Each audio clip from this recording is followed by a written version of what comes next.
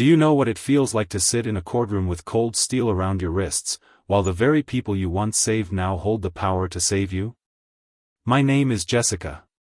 I am 64 years old, and today I stand before the court accused of a crime that could take away the rest of my life.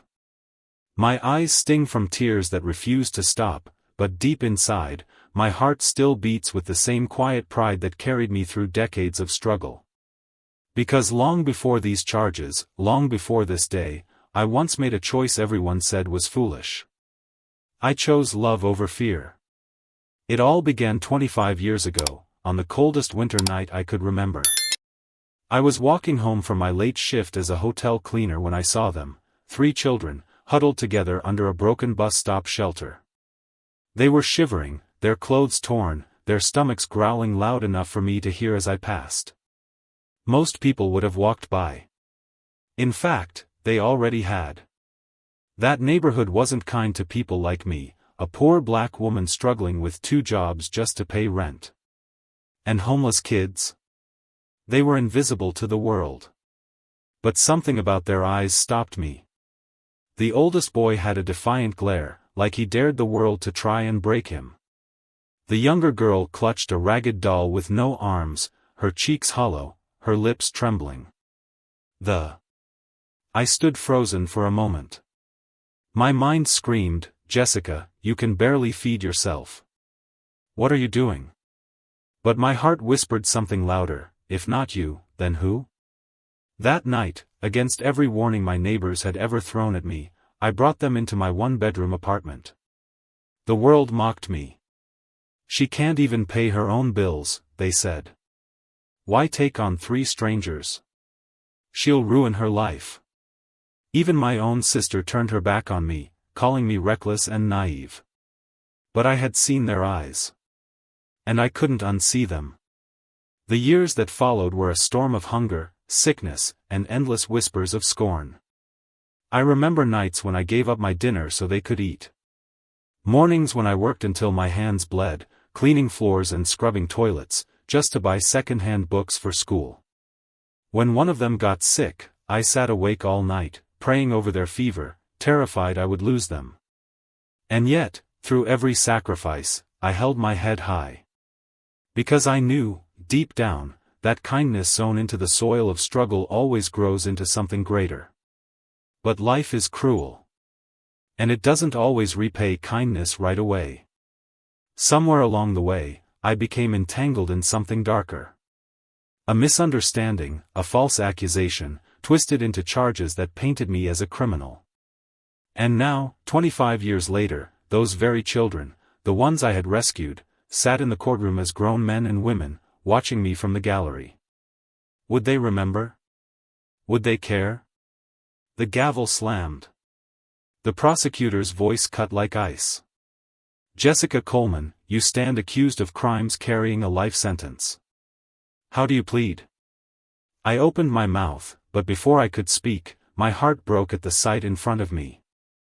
The 3 children I once carried through hunger and fear now stood together. Not as the broken little ones I remembered, but as the very people who might hold the key to my freedom. And in that moment, as the courtroom buzzed with scorn and judgment, I thought, maybe love was never foolish after all. The first time I realized the world would never forgive me for saving those children was the day the landlord came knocking. It was 3 months after I had taken them in. My paycheck from the hotel was already stretched so thin it could snap, and food was running out faster than I could buy it. Still, I believed. I told myself, one day, people will see why I did this. They'll understand. But my landlord, a sharp-tongued man with slick back hair, didn't see love, he saw late rent. He banged on my door so hard it shook the frame. "Jessica," he shouted, his voice echoing down the hall. "You got squatters in there? Don't think I don't notice extra mouths eating my water and heat." I opened the door carefully, shielding the children behind me. The oldest boy, Marcus, had stepped forward protectively, his jaw tight, but I held him back. "They're not squatters," I said softly. "They're children. Just children." He sneered. "Children cost money. Money you don't have. Either they're gone by Friday or you're gone. That night, I cried quietly into my pillow so the kids wouldn't hear. Marcus, though, wasn't fooled. He came to me and whispered, "We'll leave, Miss Jessica. We don't want to ruin your life." My heart shattered. "No," I told him, pulling him close. "I didn't save you just to lose you. We fight together. Always." From that night forward, every day felt like a battle. I worked double shifts, scrubbing until my knees ached, ironing clothes for rich women who looked through me as if I didn't exist. Some days, I caught whispers, neighbors muttering that I was a fool, that I was wasting my life on kids who weren't even mine. A black woman raising street rats, one woman scoffed in the market, loud enough for me to hear. "They'll turn out criminals like the rest." Her words cut deep. But instead of letting them pierce me, I let them harden my resolve. Still, life had a way of piling storms upon storms.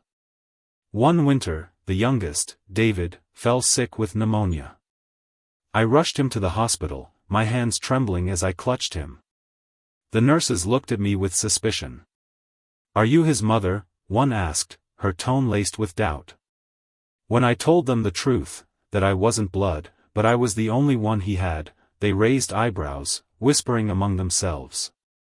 Hours later, a social worker appeared, clipboard in hand.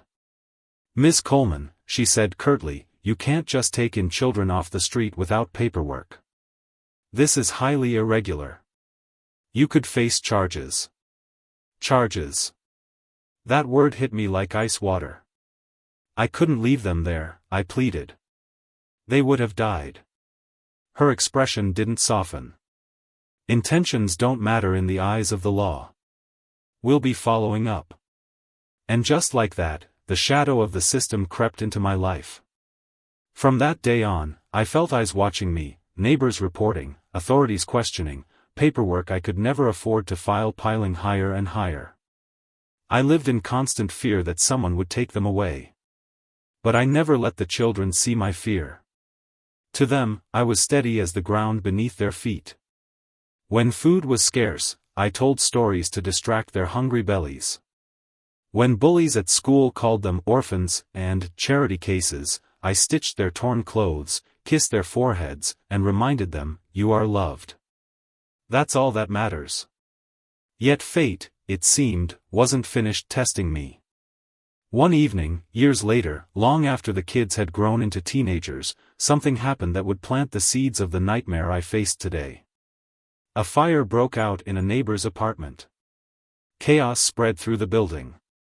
Screams echoed in the hallway, smoke poured under the doors. Without thinking, I threw open my door and pulled the children out. Marcus was already helping guide people downstairs. But as flames rose and firefighters swarmed, rumors began to swirl. Someone claimed they saw me near the apartment earlier that day. Another whispered that I must have left something burning. And because I was the poor black woman who had illegally taken in kids, the whispers grew into accusations. The fire was eventually contained, but the damage was done, not just to the building, but to my reputation. Suddenly, I was no longer the woman who had sacrificed everything for 3 children. I was that woman, the suspicious one, the troublemaker. Investigators came knocking. They asked questions that dripped with judgment, twisting every answer into something darker. Why were you there? Why didn't you have a permit for those children? Isn't it true you've struggled to pay your bills? The truth didn't matter. What mattered was the story they wanted to tell, that I was irresponsible, dangerous, and a burden. And though no charges came that year, the stigma clung to me like smoke. Every time something went wrong in the neighborhood, fingers pointed my way. Every time police cars rolled by, I felt their eyes pause on me just a second too long. The children tried to shield me. By then, Marcus had dreams of becoming a lawyer, often telling me, "One day, I'll know enough to protect you." The younger girl, Alana, wanted to be a doctor, scribbling notes from every medical book she could find. David, the youngest, just wanted to make me proud. But the world is crueler than any promise. Years passed. The children grew stronger. And just when I thought maybe, just maybe, our pain was behind us, the unthinkable happened. A crime shook the community. A crime I didn't commit. But somehow, in the eyes of the law, in the whispers of the crowd, my name surfaced again. And this time, they weren't just whispers. This time, they came with handcuffs. The sound of the metal cuffs clicking around my wrists will never leave me. It was sharp, final, like the slamming of a door I might never open again. They had come at dawn. Police cars parked outside my apartment, red and blue lights splashing across peeling wallpaper as I tried to gather my thoughts. The neighbors peeked from their doors, whispering, pointing. Children I had once fed candy in the stairwell now stared at me like I was a monster. "Jessica Coleman," the officer barked, "you're under arrest for arson resulting in injury, obstruction of justice, and endangering minors." The words hit me like a storm. Arson? Injury? Endangering minors? I opened my mouth to protest, but my voice cracked. I didn't. "Save it for the judge," he snapped, yanking me forward. The cold morning air slapped my face as I was led past the growing crowd.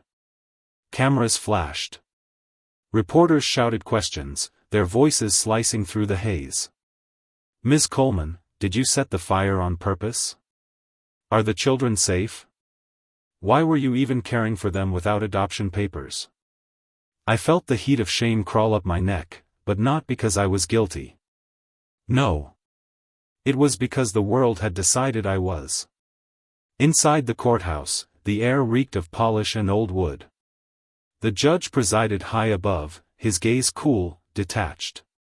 The prosecutor rose, a man in a pressed suit with eyes that gleamed like he'd already won. "Ladies and gentlemen of the jury," he began, his voice smooth, confident. "This case is simple. A woman, desperate and unstable, took in 3 children she had no right to. She lived beyond her means, ignored the law, and when her recklessness caught up with her, she set a fire that endangered lives. She is irresponsible, dangerous, and must be held accountable." Each word stabbed me. I wanted to scream that it was a lie, but my lawyer, an overworked public defender, squeezed my arm. "Stay quiet," he whispered. Quiet? How could I stay quiet when my life was being torn apart? Then the witnesses came.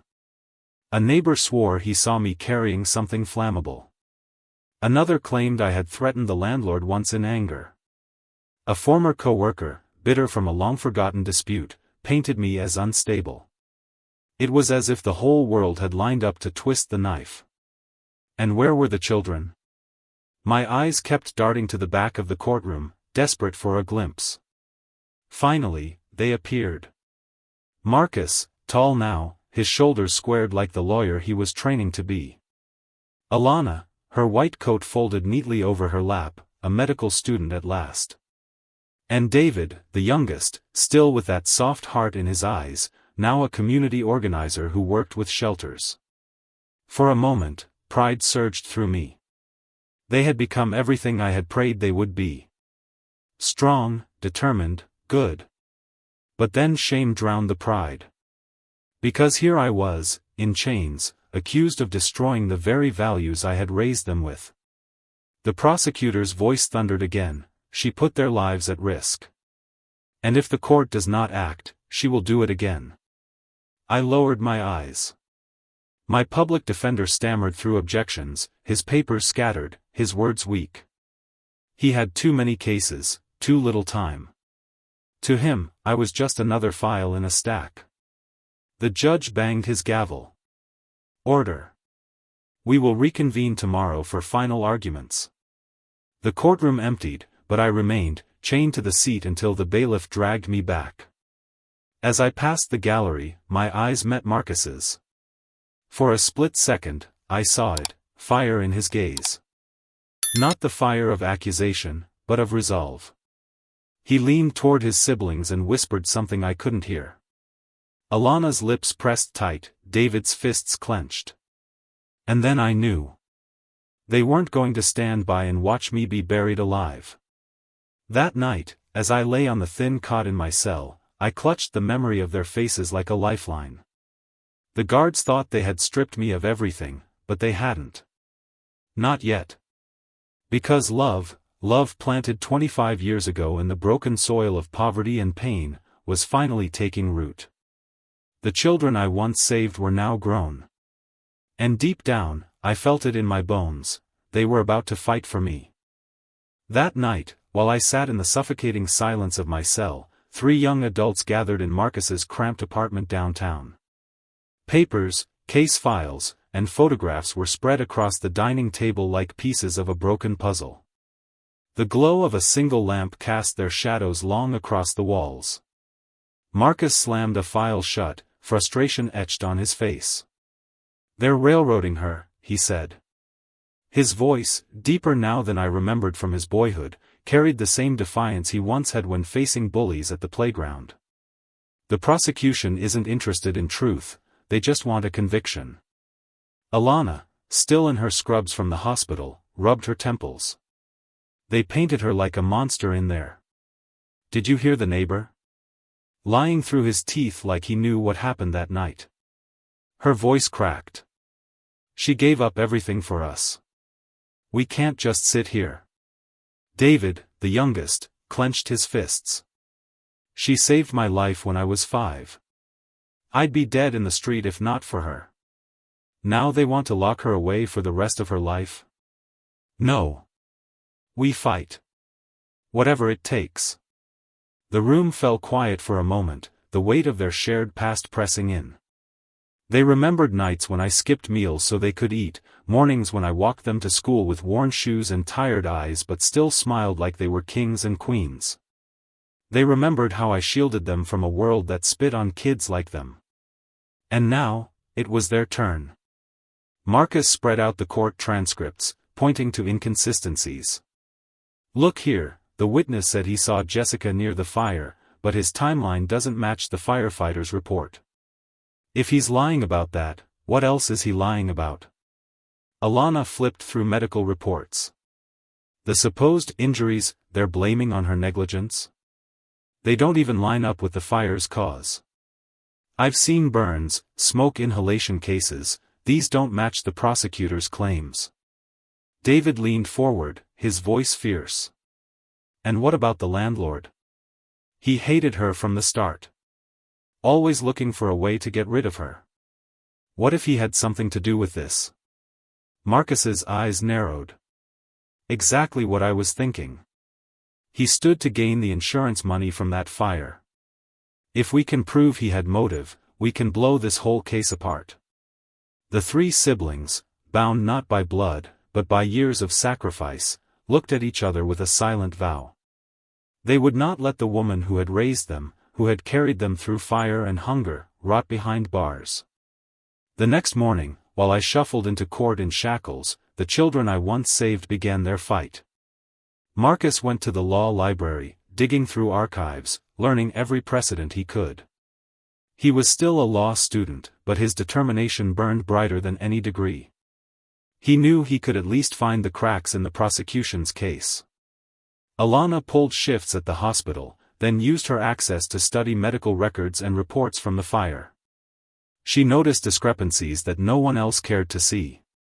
"If I can get an expert to testify," she whispered to Marcus one night, "I can show the injuries weren't caused by her negligence." David hit the streets. He spoke to neighbors, visited the burned building, and tracked down anyone who might have seen the truth. At first, doors slammed in his face. People laughed at him. "Why bother?" they sneered. "She's guilty. Always was." But David didn't stop. He remembered nights when I sat by his bedside, stroking his hair through fevers, whispering, "You are loved. Always." That love had forged steel in his spine. And eventually, a crack appeared in the silence. A janitor who worked in the building came forward. Nervously, he admitted to David that he'd seen the landlord arguing with contractors about insurance weeks before the fire. His voice shook, afraid of retaliation, but David recorded every word. Piece by piece, the siblings built their case. Meanwhile, inside the courtroom, the trial pressed on like a storm determined to sweep me away. The prosecutor strutted, calling witness after witness, each testimony twisting my life into something ugly. He painted me as reckless, unstable, a danger to society. I sat silent, my lawyer whispering weak defenses. My heart ached, not because of their lies, but because I feared the children might believe them. But one afternoon, as the prosecutor sneered about my irresponsibility, I glanced back and saw them. Marcus, Alana, and David, sitting straighter than ever, eyes burning with a fire I had seen only once before, the night I found them shivering under that bus stop. They weren't broken anymore. They were warriors. And though I didn't know the details yet, I could feel it in my bones. They weren't just watching. They were preparing. Preparing to save me, as I once saved them. That night, Marcus returned home with his hands trembling, not from fear, but from adrenaline. He had found a case precedent nearly identical to mine, where a landlord committed arson for insurance and tried to frame a tenant. It wasn't ironclad, but it was enough to plant reasonable doubt. Alana burst through the door minutes later, her scrub still smelling of antiseptic. I convinced Dr. Patel to review the fire injury reports. He says the burns don't match the prosecution's timeline. He's willing to testify. David grinned for the first time in days, holding up his phone. And I've got something too, the janitor's statement.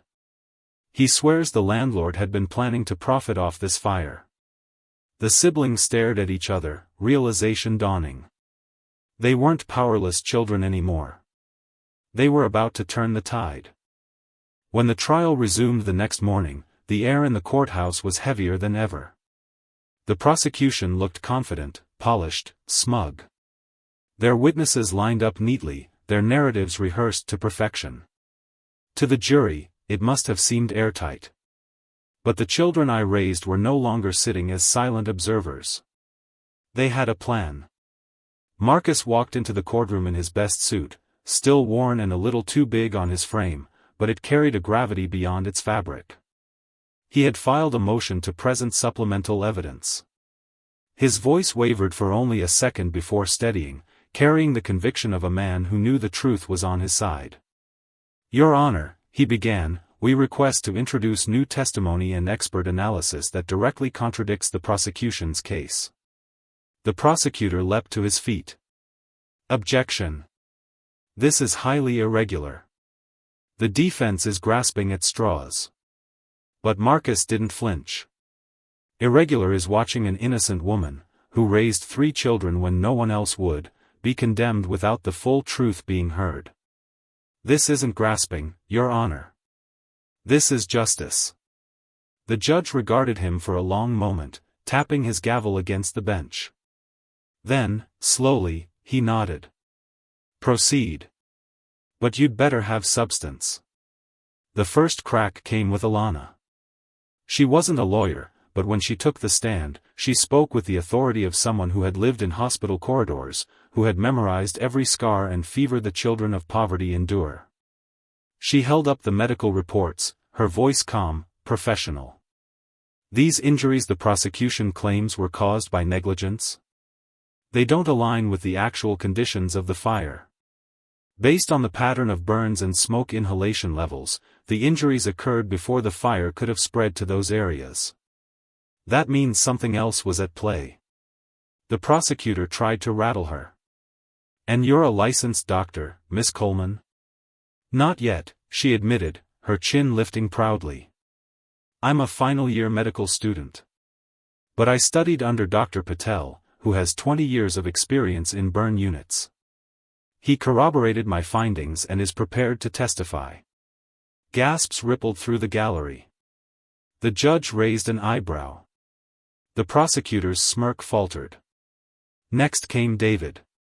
He wasn't a lawyer or a doctor, but he carried something more powerful, truth from the ground.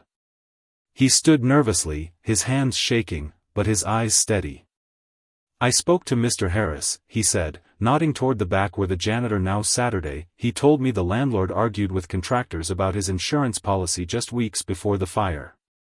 He was desperate to cash out." The prosecutor shot up. "Objection. Hearsay." But David held up his phone. "No, Your Honor. It's recorded. And Mr. Harris is here to testify himself." The judge's gavel struck again. Objection overruled. Let the witness speak. And so, for the first time, the courtroom heard another story.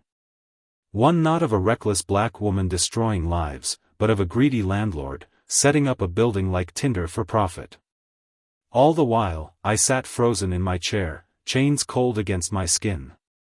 My chest swelled with pride so fierce it almost hurt. These weren't the helpless children I had carried into my home all those years ago. These were warriors, standing taller than the accusations thrown at them. Marcus stepped forward again, his voice stronger now. "Your Honor, we also request to call an independent fire investigator. His findings suggest the point of origin was in the landlord's apartment storage, not my mother's unit. This changes everything." My mother.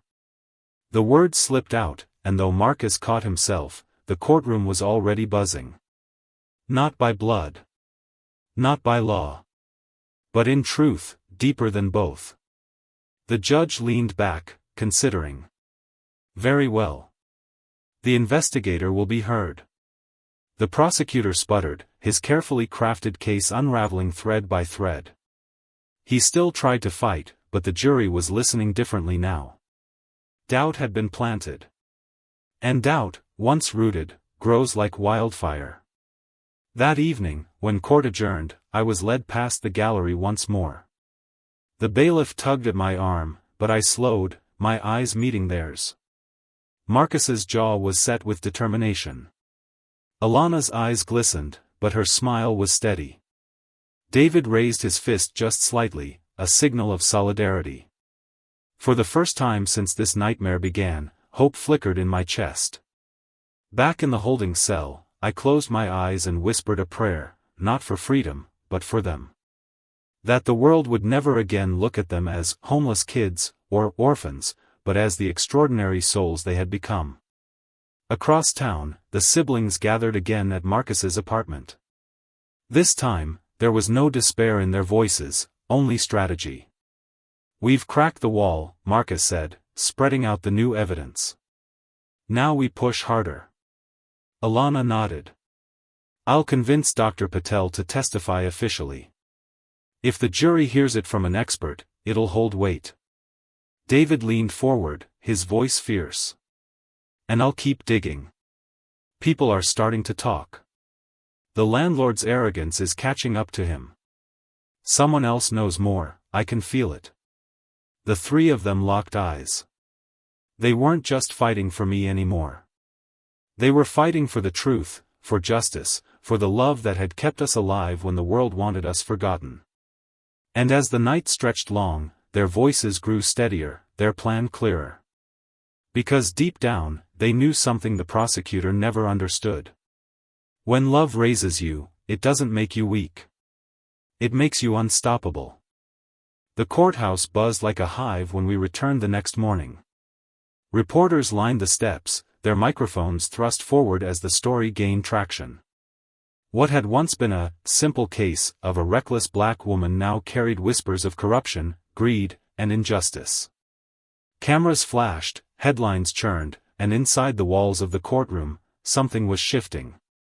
When I was led to my seat, I noticed the jury.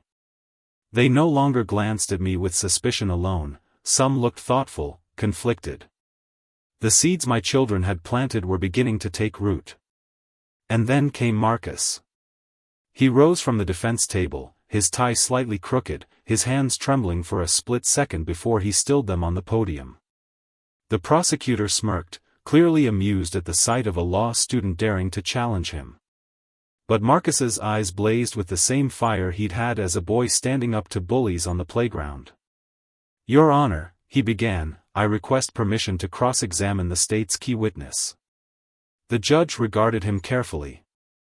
Mr. Coleman, you are not yet a licensed attorney. Marcus straightened his shoulders. That's true, Your Honor. But I am serving under the supervision of defense counsel, and this is my mother's life we're talking about. I have prepared, I am competent, and I beg the court to allow me this opportunity. The courtroom held its breath. Finally, with a sharp rap of his gavel, the judge said, "Very well. Proceed." The state star witness, a neighbor named Mrs. Green, shuffled nervously to the stand. She had been the one to claim she saw me carrying something suspicious near the fire. Her testimony had painted me as careless, even dangerous. Marcus adjusted his papers, his voice calm but cutting. "Mrs. Green, how long have you lived in the building?" 10 years, she said, shifting uncomfortably.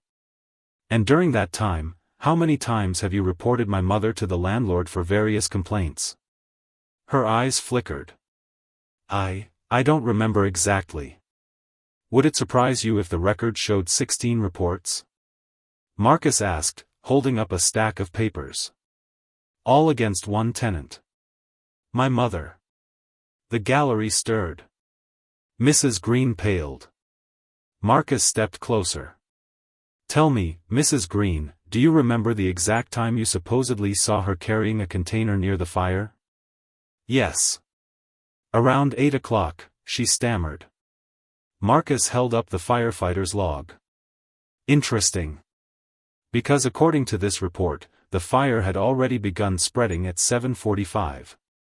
That means your statement doesn't align with the timeline, does it?" She opened her mouth, but no words came. The prosecutor jumped to his feet. "Objection. He's badgering the witness." But Marcus's voice rose, unwavering. "I'm not badgering, I'm seeking the truth. And the truth is, this witness had a documented bias against my mother, and her timeline doesn't hold up under scrutiny. Isn't it true, Mrs. Green, that you despised her long before this fire?" Gasps echoed through the room. Mrs. Green's face flushed crimson. The judge leaned forward. "Answer the question." Her lips trembled. I didn't like her. She thought she was better than the rest of us, taking in those kids. And there it is, Marcus said softly, but his words cut like a blade. Not because she was guilty. Not because she was dangerous. But because she chose love where others chose indifference. The silence that followed was deafening. The prosecutor scrambled to regain control, calling forward the landlord himself. Mr. Daniels strutted to the stand in a crisp suit, his arrogance radiating. He smiled thinly at the jury. Jessica Coleman was always trouble. Late on rent, noisy children, unfit to live in my building. She made threats. I warned everyone she'd cause problems one day. Marcus stepped forward, eyes locked on him. "Mr. Daniels, did you recently renew your building's fire insurance policy?" The landlord shifted. "Yes. That's standard procedure." "And did that policy happen to increase your payout in the event of a fire?" His jaw tightened. "That's irrelevant." Marcus slammed a document onto the podium. "Not irrelevant, critical. Because according to these records, your policy was increased by nearly double just weeks before the fire. Isn't that true?" Murmurs swept the courtroom. Mr. Daniels sputtered, "It was a coincidence. Nothing more." Marcus leaned in, his voice low but sharp enough to slice through the silence. "Coincidence, or motive?" The landlord's face hardened, sweat beading at his brow. David, watching from the gallery, clenched his fists. Alana placed a steadying hand on his arm, but her eyes shone with pride. Their brother was holding his ground against a man who had lorded over their childhood like a tyrant. By the time Marcus finished his cross-examination, the prosecutor's case looked less like iron and more like paper, fragile and fraying. The jury exchanged glances. Doubt had turned into suspicion, not of me, but of the landlord and his witnesses. The judge finally banged his gavel. Court adjourned for today. We will resume with further testimony tomorrow. As the bailiff led me away, I caught Marcus's gaze. For the first time in weeks, I smiled.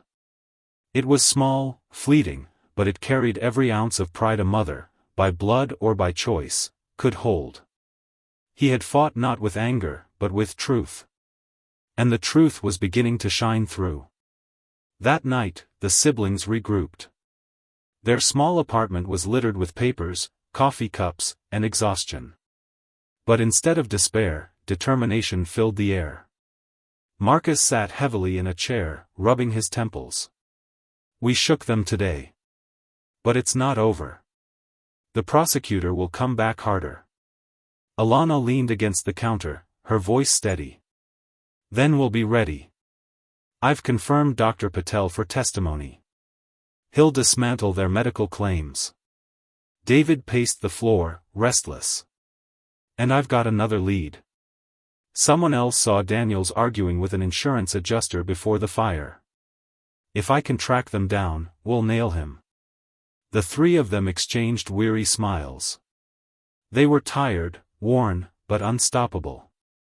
Because they had learned from me, years of sacrifice, years of love, that no matter how heavy the world's scorn, we never stop fighting for the truth.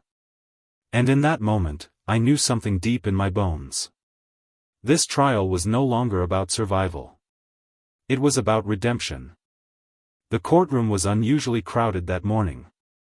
Word of cracks in the prosecution's case had spread like wildfire, and now, every bench was filled with reporters, curious locals, and even activists who had begun to whisper my name as a symbol of injustice. I sat at the defense table, my wrists shackled but my spirit stirring. Something had shifted. I could feel it in the charged air, in the restless murmurs before the gavel struck. And when the judge called the court to order, Marcus stood tall, his suit wrinkled but his posture resolute. Your Honor, he said firmly, the defense calls Dr. Arjun Patel to the stand. All eyes turned as a distinguished man in his late 50s entered. His white coat was gone, replaced by a crisp suit, but his steady presence carried the weight of decades in medicine. He swore the oath, sat down, and folded his hands calmly on the stand. The prosecutor rose immediately. Objection. This is a last-minute witness. The state has not had time to prepare for cross-examination. The judge raised a brow. Overruled. You've had ample opportunity to present your case. Let the testimony be heard. Marcus exhaled slowly, then stepped forward. Dr. Patel, please state your qualifications for the record. I am the chief of burn medicine at St. Augustine Hospital, he replied. I have practiced for over 20 years, treated thousands of burn and smoke inhalation cases, and published extensively on fire-related injuries. The jury leaned in. His credentials were undeniable. Marcus nodded. Now, Dr. Patel, did you have the opportunity to review the medical reports related to this case? Yes, Dr. Patel said evenly. I reviewed all the documentation provided. And what did you find? The doctor adjusted his glasses, his tone steady but laced with quiet force. The prosecution claims that several injuries sustained by tenants were the result of negligence by Ms. Coleman, that she delayed calling for help, thereby worsening conditions. However, the patterns of burns and the levels of carbon monoxide in blood samples suggest otherwise.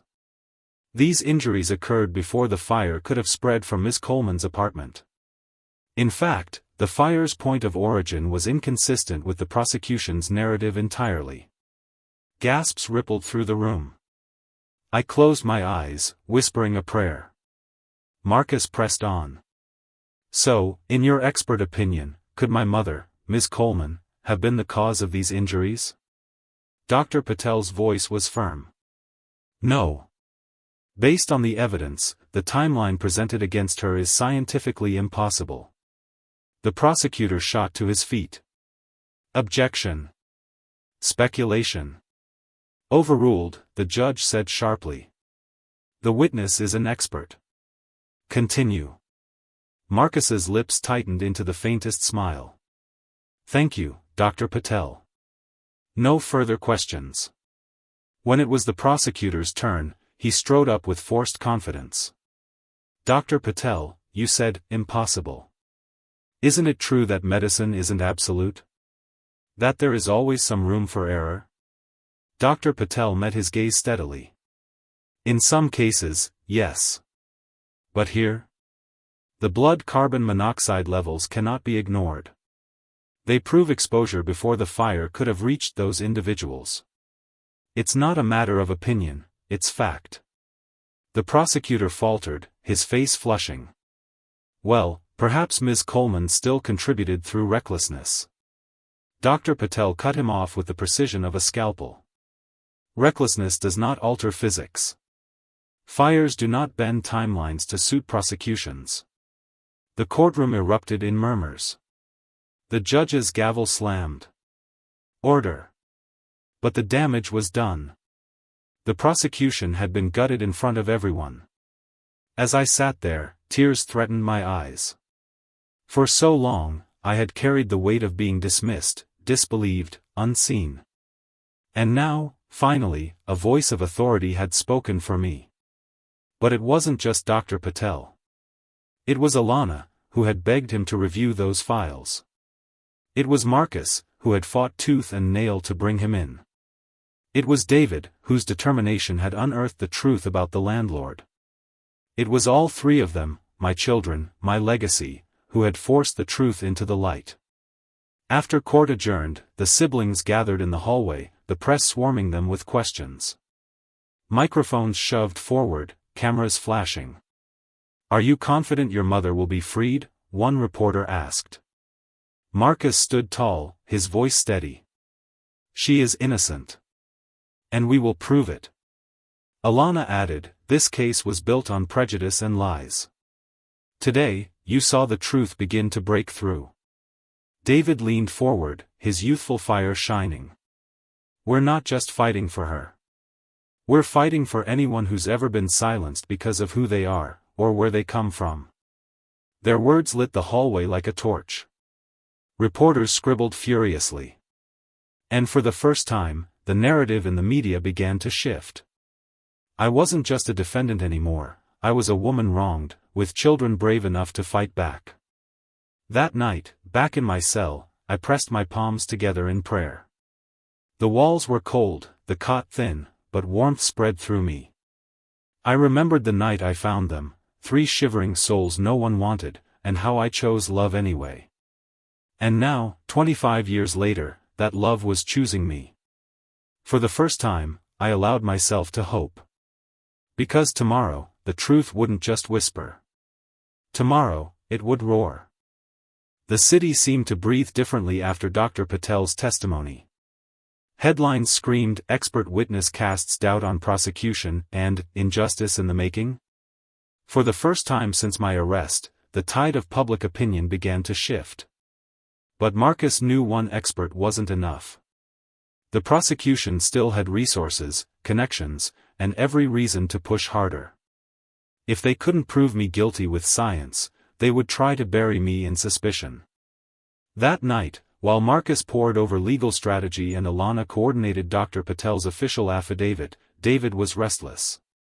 He wasn't built for courtrooms or libraries, his battlefield was the streets, where whispers carried more truth than official reports. He retraced his steps through the burned-out skeleton of the old building. The walls were blackened, the air still faintly tainted with smoke. With every step, memories returned, Jessica pulling them out of the smoke, the terror in his chest, the way the neighbors looked at her afterward like she was cursed. But David wasn't here for memories. He was here for answers. On the third floor, where the fire had started, he found Mr. Harris, the janitor who had first confided in him, leaning against the railing. The older man's hands trembled as he lit a cigarette, his eyes darting nervously. "You shouldn't be here, kid," Harris muttered. David squared his shoulders. "You said Daniels was planning something with the insurance."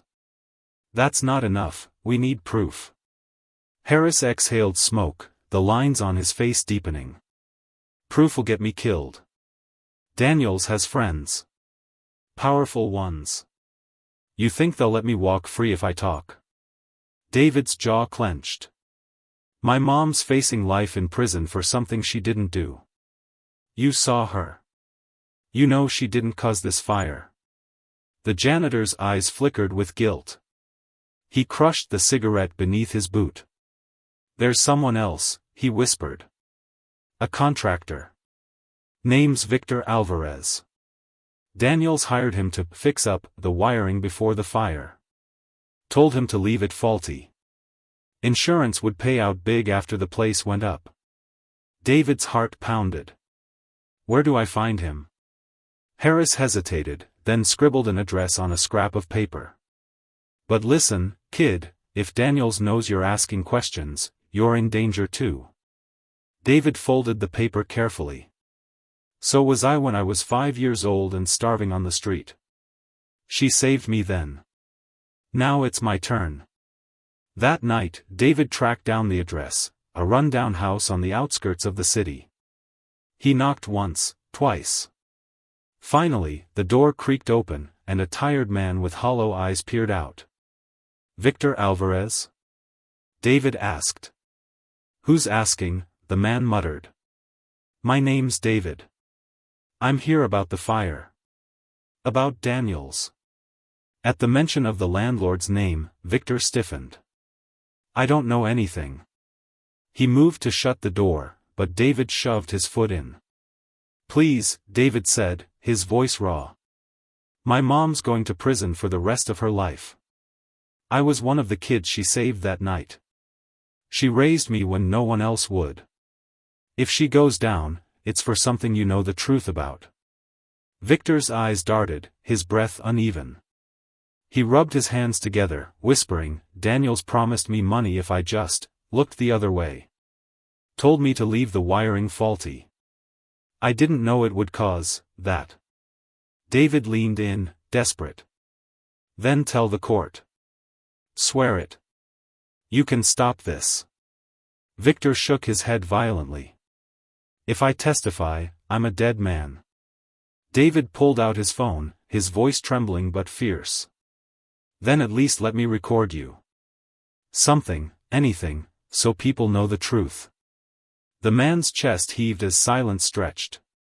Finally, he nodded slowly. 5 minutes.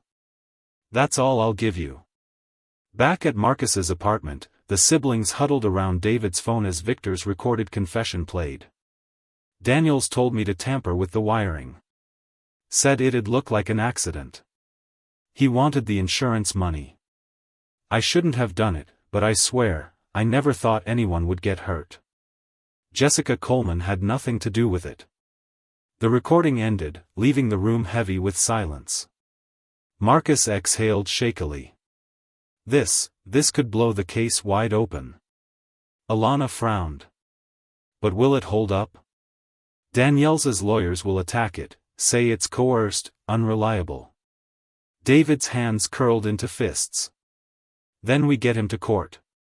He doesn't have to hide anymore. If we protect him, if we stand by him, maybe he'll do the right thing. Marcus rubbed his temples. The prosecutor will fight tooth and nail to block this testimony. But if we present it strategically, alongside the medical evidence, the jury won't be able to ignore it. For the first time, all three of them smiled, not with relief, but with determination. They had more than hope now. They had ammunition. The next day in court, the prosecutor strutted in with renewed arrogance, as if Dr. Patel's testimony had been a mere inconvenience. But when Marcus requested to admit new evidence, that arrogance faltered. Your Honor, Marcus declared, we have obtained a recorded statement from a contractor hired by Mr. Daniels. In it, he admits to tampering with the wiring at Mr. Daniels's request, which directly caused the fire in question. The courtroom exploded in murmurs. The prosecutor sputtered, objection. Hearsay, inadmissible. Marcus cut him off, his voice firm. We also intend to call this contractor to testify in person. This is not hearsay. This is the truth. The judge banged his gavel, silencing the uproar. If this witness is willing to testify, the court will hear him. Bring him forward tomorrow. The prosecutor's face drained of color. Daniels shifted uneasily in his seat. And me? For the first time in weeks, I felt my chains grow lighter. Because my children weren't just defending me anymore. They were dismantling the walls built to bury me alive. That night, as the siblings prepared their strategy, David whispered, "We're so close. One more push and she's free." Alana placed her hand over his. "She's already free, David. Maybe not yet in law, but in truth. She's free because she raised us to be who we are. And tomorrow, the world will see it." Marcus looked out the window, the city lights flickering against the dark. "Tomorrow, we don't just save Mom. We expose Daniels for what he is." And in the silence that followed, hope burned brighter than it ever had. Because tomorrow, Victor Alvarez would walk into court. And with him, the truth. The morning of Victor Alvarez's testimony, the courthouse felt like the eye of a storm. Reporters swarmed the steps, microphones clashing in the air, headlines already buzzing, secret witness to testify against landlord in arson case. I shuffled inside in chains, but for the first time since this nightmare began, I felt the tension around me wasn't just scorn, it was anticipation. People weren't here to watch me fall anymore. They were waiting to see if the truth could finally rise. Marcus leaned over as we sat. His voice was low but steady. "Mom, today changes everything. Just hold on." I nodded, my throat too tight for words. When Victor Alvarez entered the courtroom, he looked like a man carrying 1,000 bricks on his shoulders. His shirt was wrinkled, his eyes bloodshot from sleepless nights. He avoided Danielle's glare, his hands trembling as he raised them to swear the oath. The prosecutor smirked, already sharpening his knives. But Marcus was ready. He rose and approached the stand. "Mr. Alvarez, can you tell the court what Mr. Daniels hired you to do prior to the fire?" Victor swallowed hard, glancing at me before speaking. "Daniels, he paid me under the table to look at the wiring in the third-floor storage. But instead of fixing it, he told me to leave it faulty. He said, 'Don't worry, just make it look patched. I've got insurance that'll cover everything.'" Gasps exploded across the courtroom. The judge banged his gavel, but the whispers surged like a wave. Marcus leaned in, his voice firm. "And did you do as he asked?" Victor's voice cracked. "I did. I left it unsafe." Weeks later, the fire started right where the faulty wiring was. I didn't know people would get hurt, but Daniels, he planned this. He wanted the payout. The prosecutor shot to his feet, his voice sharp. "Objection. This man is trying to save himself from liability. He has every reason to lie." Marcus pivoted smoothly. "Mr. Alvarez, are you facing consequences for your involvement?" "Yes," Victor said quietly. "I know I'll face charges for what I did. But I can't stay silent while an innocent woman takes the fall for what Daniels set in motion. Jessica Coleman had nothing to do with it." The prosecutor sputtered, his face red. "You expect us to believe the word of a contractor with a guilty conscience?" Marcus's voice rang clear, unwavering. "Not just his word. His confession is backed by evidence, the insurance records, the timing, the fire inspector's findings. And unlike the state's witnesses, he gains nothing from speaking today. In fact, he risks everything." The judge turned to Alvarez. "Are you willing to sign a sworn affidavit to this effect?" Victor nodded. "Yes, Your Honor. I'll sign whatever it takes." The gallery buzzed louder than ever. The jury's faces told the story, eyes wide, brows furrowed, some even shaking their heads in disbelief at the prosecution's crumbling case. And Daniels? His arrogance cracked like shattered glass. Sweat slicked his temples, his jaw clenched so hard it trembled. For years, he had treated me like dirt under his shoe, a nuisance tenant he could bully, a poor black woman whose voice would never carry weight. And now, here he was, exposed in front of everyone, his lies unraveling under the weight of truth. When court recessed for the afternoon, the hallways outside exploded with chaos. Reporters swarmed Marcus, Alana, and David. "Do you believe this testimony will exonerate your mother?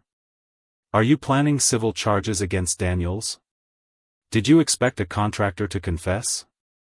Marcus stood tall, his words measured. "We expected the truth. And that's what you saw today."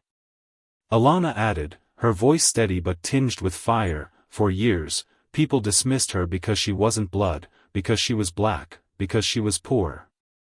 But everything she did was out of love. Today proved it." David, fists clenched with emotion, looked directly into the cameras. "She saved us when nobody cared. Now it's our turn. And we won't stop until she's free." The crowd erupted in cheers. For the first time, reporters weren't just covering a case, they were covering a movement. Back in my cell that evening, I closed my eyes and let the tears fall freely. I remembered the night I carried them inside for the first time, cold and shivering, everyone telling me I was a fool. I remembered skipping meals, hearing the whispers, enduring the scorn. And now, those same children had grown into warriors who had turned the world upside down for me. For the first time in weeks, I whispered into the silence, "Thank you." Not to the jury. Not to the court. But to them. Because no matter what the verdict would be tomorrow, I had already won. I had raised love. And love had come back for me. The next day, as we filed back into the courtroom, the jury no longer looked like strangers holding my fate. They looked like people wrestling with the undeniable weight of truth. And Daniels, once so smug, looked small, cornered, terrified. The prosecutor still tried to salvage his case, throwing out objections, painting Alvarez as unreliable, calling me reckless again. But his words rang hollow now, brittle in the face of mounting evidence. Every eye in that courtroom could see it. The tide had turned. And tomorrow, it would crash down. The courtroom air was so thick that morning it felt like every breath was weighed down with expectation. People filled the benches shoulder to shoulder, the press crammed in along the walls. Daniel sat hunched at the prosecution table, sweat already shining on his forehead. His arrogance had evaporated, leaving only fear. But it wasn't Daniels the jury watched. It wasn't even the prosecutor, who shuffled his papers with forced composure. All eyes were on Marcus as he rose from his chair, buttoned his jacket, and stepped toward the jury box. This was it, the closing argument. "Ladies and gentlemen," Marcus began, his voice steady but raw with emotion, "you have heard many things in this courtroom. You have heard lies, distortions, and accusations designed to strip away the humanity of my mother. You have been told she is reckless, unstable, a danger to society. But today, I ask you to see her for who she truly is." He turned and pointed gently toward me. "A woman who, 25 years ago, walked past 3 starving children and chose love instead of indifference. A woman who gave us food when she herself went hungry. Who gave us a home when she herself had none to spare. Who endured whispers, prejudice, and scorn because she believed we deserved a chance." The gallery was silent, every word pressing deeper into the hearts of those listening. Marcus took a deep breath. We were not her blood. We had no papers tying us together. By every definition of the law, she owed us nothing. And yet she gave us everything.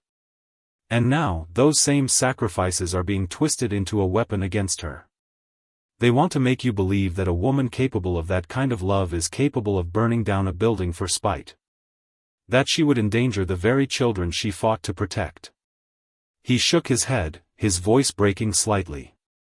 "It doesn't make sense. Because it isn't true." The prosecutor jumped up. "Objection. He's appealing to emotion." But the judge held up a hand. "Overruled." The jury will decide how to weigh the argument. Continue. Marcus turned back, his eyes shining with conviction. You heard Dr. Patel, a man with decades of medical expertise, tell you the injuries couldn't possibly have been caused the way the prosecution claimed. You heard Victor Alvarez, a contractor, confess under oath that Mr. Daniels, my mother's landlord, ordered him to tamper with the wiring to trigger an insurance payout. You saw the inconsistencies, the contradictions, the bias from witnesses who despised her not because she was guilty, but because she was different. He leaned closer to the jury, lowering his voice. I'm not asking you for pity. I'm not even asking you for mercy. I'm asking you for truth. Look at the evidence. Look at the timeline. Look at the humanity of a woman who gave 3 lost children a life. Does that look like the face of arson? Or does it look like the face of love? His hand trembled slightly as he placed it on the podium. I owe her everything. Not because she gave birth to me, but because she saved me. Because she saved us all. And today, you have the chance to save her. I couldn't breathe. My chest rose and fell like a tide, every word striking deep into wounds I thought would never heal. For so long, my life had been whispers of contempt, the word reckless spat behind my back, irresponsible murmured in hallways. And now, here was my son, not by blood, but by truth, speaking those words out loud and turning them into something else entirely. Respect. For the first time in decades, I felt seen. Not as a burden. Not as a suspect. But as a mother. The prosecutor stumbled through his rebuttal, but his words sounded hollow, desperate. He tried to frame Victor as a liar, Dr. Patel as mistaken, Marcus as too emotional to be credible. But even the jury looked tired of his voice. When the judge finally gave his final instructions and dismissed the jury to deliberate, the room buzzed with restless energy. The bailiff led me away, but as I passed my children, Marcus reached out just enough to brush my arm. His whisper steadied me, "We're almost there, Mom. Hold on." I nodded, my throat too tight to speak. Hours later, I sat alone in the holding cell, staring at the blank wall. Every sound from outside, the shuffle of feet, the clank of keys, the murmur of guards, echoed louder than usual. But beneath the noise, something else pulsed in me. Not fear. Not despair. Pride. Because no matter what verdict they brought back, I had already seen what I needed. My children had stood tall, had spoken truth to power, had carried my story into the light. And for a woman who had been silenced for so long, that alone felt like a miracle. That evening, the jury still had not returned. The press camped outside, speculating endlessly. But inside the courthouse, in a quiet waiting room, Marcus, Alana, and David sat together, their heads bowed in prayer. "We did everything we could," Alana whispered. Marcus nodded, his voice hoarse. "Now it's in their hands." David clenched his fists, his voice low but fierce. "Whatever happens, she'll know we fought for her. That's what matters." The 3 of them lifted their eyes, the bond between them unshakable. And far away, in my cell, I whispered the same words. "Whatever happens, I know. I know. Because love had carried us this far. And love was not done yet." The jury deliberated for 20 hours. Every tick of the courthouse clock echoed like a drumbeat of dread. I sat in the holding cell, my wrists bruised from the cuffs, my thoughts running wild. In the silence, I replayed Marcus's words, Alana's testimony, David's fire. Their voices were my anchor. Still, the waiting gnawed at me. When the bailiff finally came for me, my knees almost gave out. "The jury has reached a verdict," he said, his tone clipped, professional. The world blurred as I was led back into the courtroom. Every seat was filled, the gallery packed so tightly that people stood in the aisles. Cameras clicked, pens scratched, breaths held. Marcus sat at the defense table, his jaw tight. Alana's hands trembled in her lap, but her chin was lifted, unyielding. David's eyes never left me, as if sheer willpower alone could shield me. The judge entered, his gavel cutting through the murmur. Court will come to order. Has the jury reached a verdict? The foreperson stood, a folded slip of paper in hand. We have, Your Honor. The bailiff carried it over.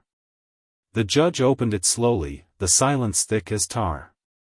But before the words could be read, a sound shattered the tension. It was Daniel's.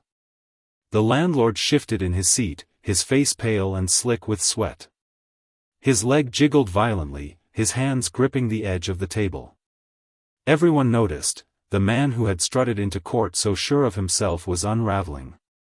The prosecutor leaned toward him, whispering urgently, but Daniels shoved him away. This is a setup, he hissed loudly. They're all against me. The gallery gasped. The judge slammed his gavel. Order in the court. But Daniels wasn't done. He shot to his feet, pointing a trembling finger at me. She's guilty. She's always been guilty. Don't you see? She's nothing but a... He choked on his own words as the prosecutor yanked at his sleeve, desperate to shut him up. But the damage was already done. Every eye in that courtroom had seen his panic. His mask had slipped. The judge glared. Mr. Daniels, sit down immediately or I will hold you in contempt. Daniels sank back into his chair, but the jury's eyes lingered on him.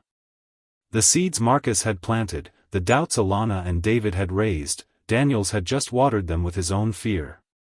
Finally, the judge cleared his throat. The jury will read its verdict. The foreperson unfolded the paper, her voice trembling slightly. In the matter of State versus Jessica Coleman, on the charge of arson resulting in injury, we find the defendant. The entire room leaned forward, breaths caught.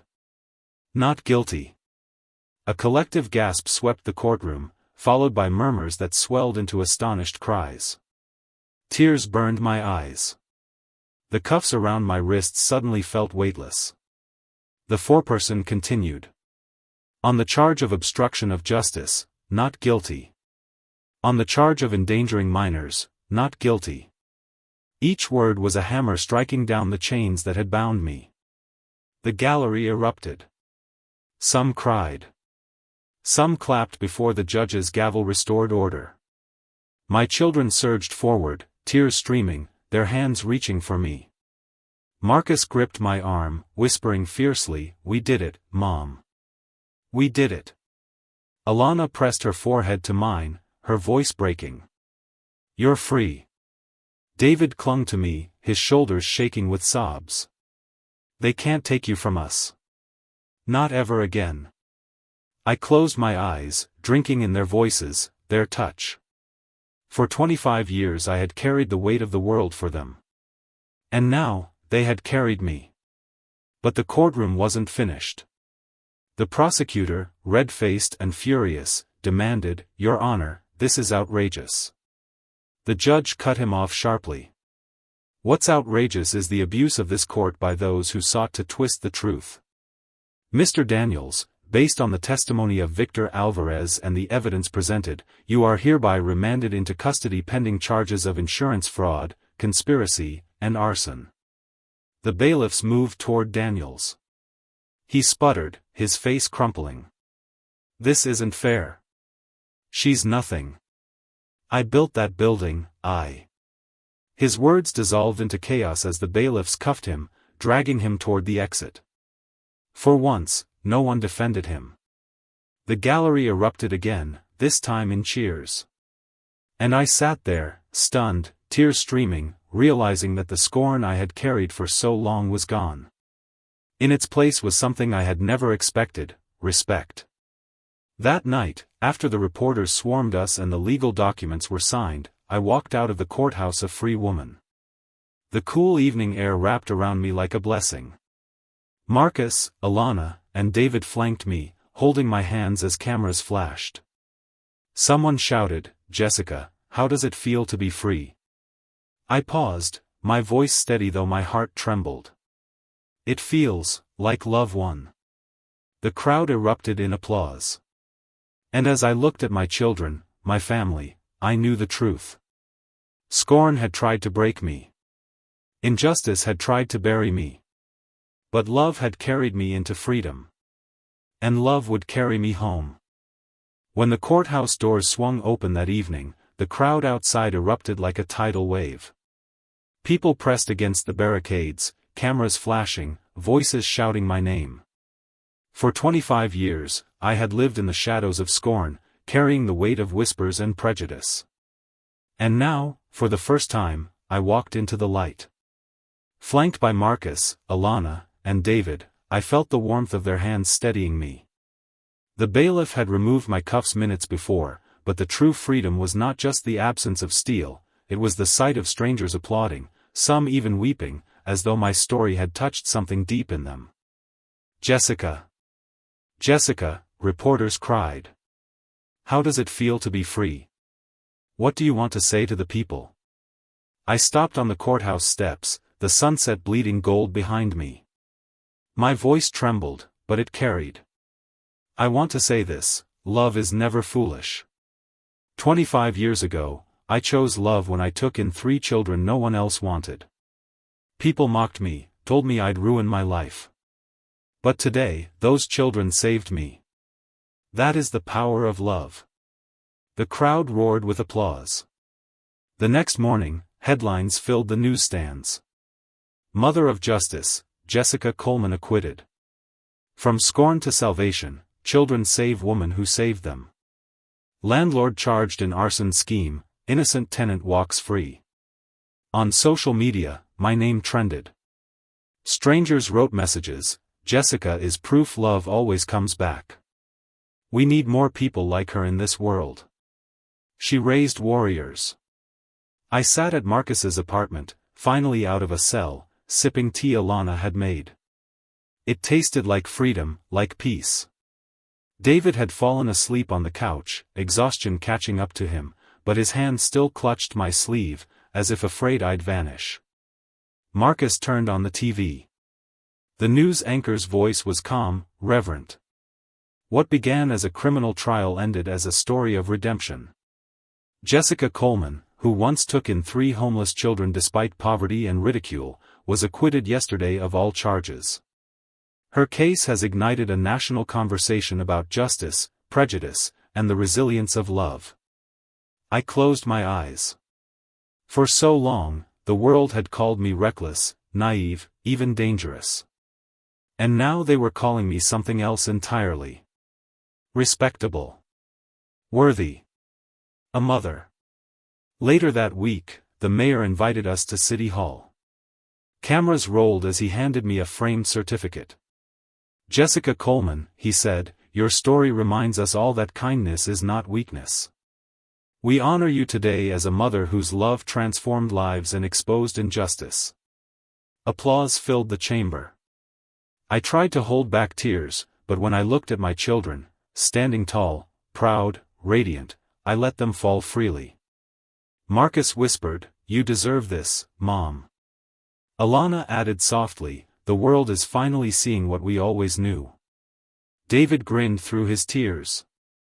"You're famous now." I laughed, a sound I hadn't heard from myself in years. But fame wasn't what mattered. What mattered were the letters that began arriving at Marcus's office. Letters from foster kids, from struggling mothers, from people who felt invisible. One read, "I thought I was alone.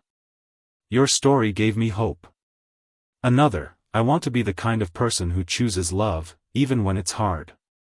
Alana spread them out across the table one evening. "Mom, do you see this? You're touching lives you've never even met." My hands trembled as I traced the ink on those pages. For so long, I thought my sacrifices had been wasted, swallowed by a world that never cared. But here was proof: every choice, every sleepless night, every hungry day, it all mattered. It had built something greater than me. And then came the day that broke me wide open. We were invited to speak at a local university. Marcus stood at the podium, his voice steady, commanding. Justice is not just about laws, he told the students. It's about people. It's about choosing to fight for what's right, even when it costs you everything. Alana spoke next, her words rich with compassion. Medicine taught me about healing wounds. But my mother taught me about healing souls. Love is the medicine the world needs most. Then David stepped forward, fiery as ever. Don't ever let anyone tell you your voice doesn't matter. My mother saved me when I was 5. And because of her, I'll never stop fighting for others. The auditorium erupted in applause. Finally, they turned to me. My knees shook as I stepped to the microphone, but when I looked out over those young faces, I saw the same hunger I'd seen in 3 children at a bus stop long ago, the hunger for someone to believe in them. My story is not about injustice, I said softly. It's about love. And love, real love, is stronger than scorn, stronger than lies, stronger even than fear. If you remember nothing else from me, remember this: if not you, then who? If not now, then when? The world needs your love. The crowd rose to their feet. Tears streaked faces, cheers shook the walls. And in that moment, I didn't just feel free. I felt whole.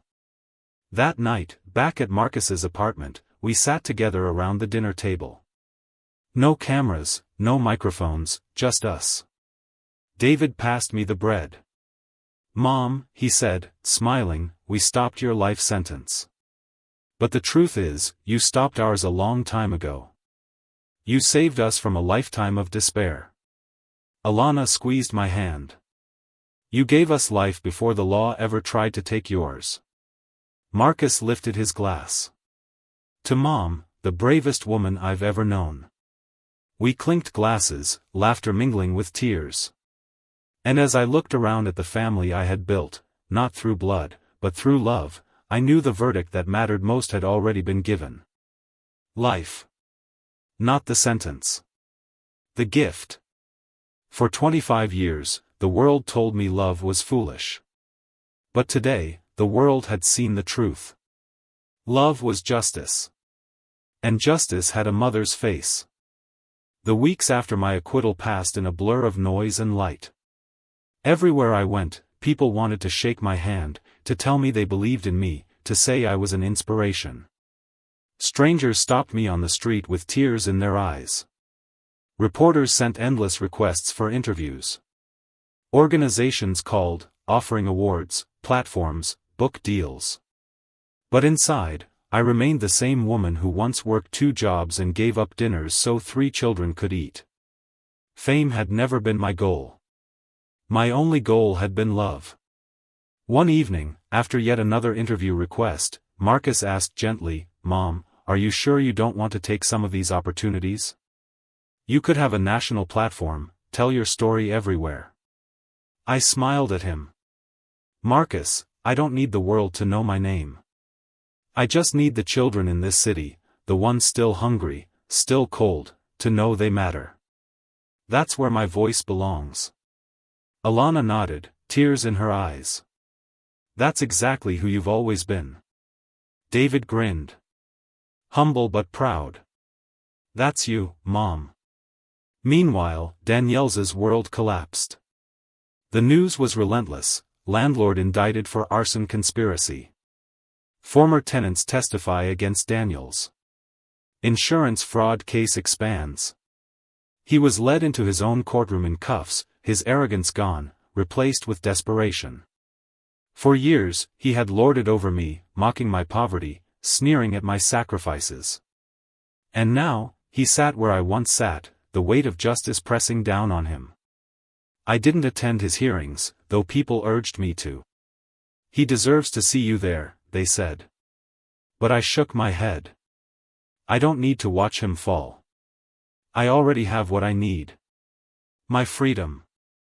My family. One Saturday morning, I visited the neighborhood where it had all begun. The old bus stop shelter was still there, rusted and cracked. I stood before it, remembering 3 children huddled together, shivering in the cold. A small group of young kids gathered nearby, watching me curiously.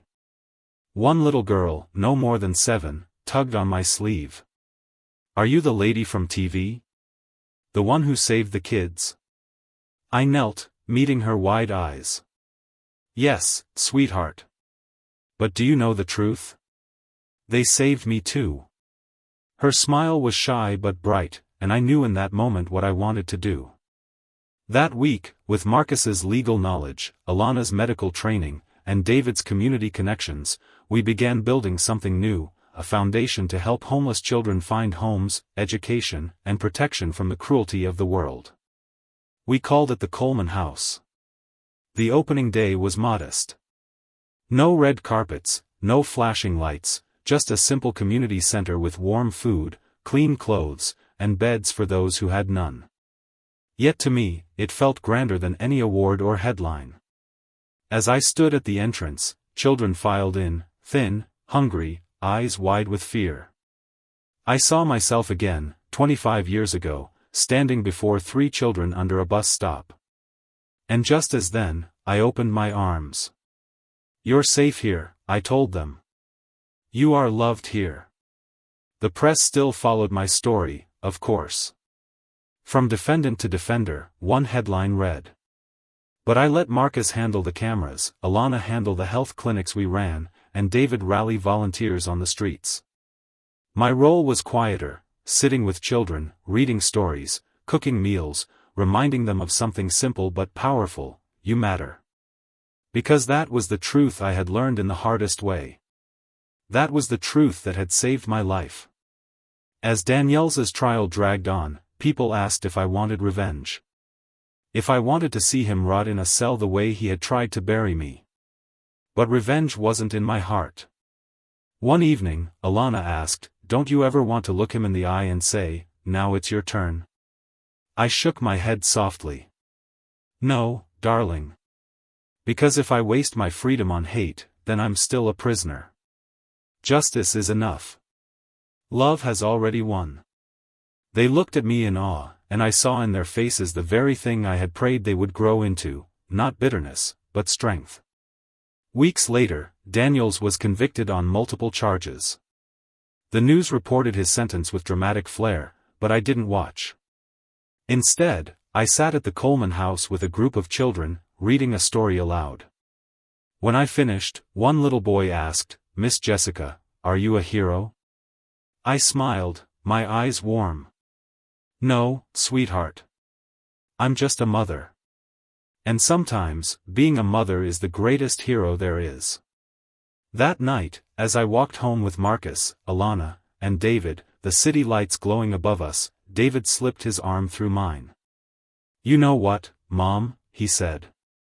"You'll always be the mother of justice. That's who you are." I laughed softly, tears pricking my eyes. "Maybe. But more than that, I'm yours. Always." We walked together into the night, not as victims, not as defendants, not even as heroes. But as a family. A family forged by love, tested by fire, and vindicated by truth. And though the world now spoke my name with respect, I knew the truest respect was already beside me, in the eyes of the children I had raised. The Coleman house began as a single building with cracked paint and second-hand furniture. But within months, it had become something far greater, a beacon. Every week, more children arrived. Some were brought by social workers, others by neighbors who whispered, "Jessica will help." Soon, beds filled, classrooms buzzed with chatter, and the kitchen smelled of soup and bread baked fresh by volunteers. I spent my mornings greeting the children at the door. Each face carried a story, eyes dulled by hunger, shoulders bent by the weight of rejection. But within days, sometimes hours, I would see the first spark return. A laugh at the dinner table. A child raising their hand in class. A smile when someone remembered their name. Love had turned my life upside down once. Now, it was turning theirs right side up. Marcus handled the legal side, ensuring the foundation had protections and funding. He fought for tax breaks, for city grants, for every advantage the law could give us. Watching him argue in city council meetings with the same fire he had used in court filled me with pride. Alana opened a small health clinic inside the house, treating everything from coughs to broken bones. Children who had never seen a doctor now had access to care, and she made sure every visit ended with a hug and a gentle reminder, "You're worth taking care of." David organized after-school programs, tutoring sessions, and community gardens. He brought in local musicians to teach instruments, athletes to coach soccer. If we give them something to dream about, he told me, they won't feel like the world already wrote their ending. One afternoon, a local news crew arrived, cameras rolling as children ran through the yard, laughter filling the air. They interviewed me in front of a mural painted by the kids, bright colors spelling out, "Love builds home." Jessica Coleman, the reporter said, "You were once vilified in this city. Now, you're being called the mother of justice, even the mother of the city. How do you feel about that?" I smiled softly. Titles don't matter to me. What matters are the children who walk through those doors.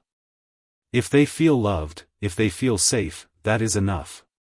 The story went viral. Donations poured in. Letters arrived from across the country. One read, "You don't just inspire your city. You inspire us all." But I never let the fame distract me.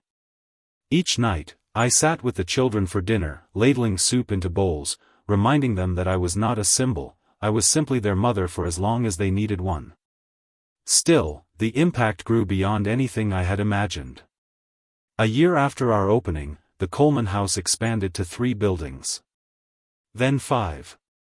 Each one staffed with teachers, doctors, volunteers who believed in the mission. At a ribbon-cutting ceremony for the 5th location, the mayor clasped my hand. "Jessica, you've changed this city. We used to look away from children on the street. Now, we look for ways to help them. You've given us back our conscience." I held back tears as cameras flashed. All I could think was how far we had come from that night under a bus stop, when love seemed like the weakest choice. But the moment that struck me deepest came not from politicians or reporters, but from a child named Maya. She was 10 years old, with braids that framed her delicate face and eyes that carried too much sadness for someone so young. One evening, after dinner, she tugged at my sleeve. "Miss Jessica?" "Yes, baby?" I crouched down to meet her eyes. She hesitated, then whispered, "Can I call you Mama?" My chest tightened. I pulled her into my arms, tears spilling. "Of course you can. You always can." That night, as I tucked her into bed alongside dozens of other children, I realized something profound. The family I had once built from 3 homeless kids had now multiplied into hundreds. The press called me the mother of the city. Churches invited me to speak. Universities offered me honorary degrees. But I stayed the same, washing dishes after dinner, mending torn clothes, rocking crying children to sleep. Because I knew the truth, being a mother wasn't about glory. It was about presence. It was about showing up, day after day, with open arms. And though the world now looked at me with respect, I never forgot the scorn that had once defined me. It was part of my story, but it no longer held power over me. Because scorn had been replaced, by awe, by respect, and finally, by warmth. One evening, as we sat together, Marcus at the table drafting contracts, Alana reviewing charts, David planning a fundraiser, I looked at them and whispered, "Do you realize what we've done? We've turned our pain into shelter. We've turned injustice into hope." Marcus smiled faintly. "No, Mom. You did that. We just followed your example." Alana reached across the table, her eyes glistening. "You taught us love. Now we're just giving it back." David grinned. "Face it, Mom. You're not just our mother anymore. You belong to the whole city now."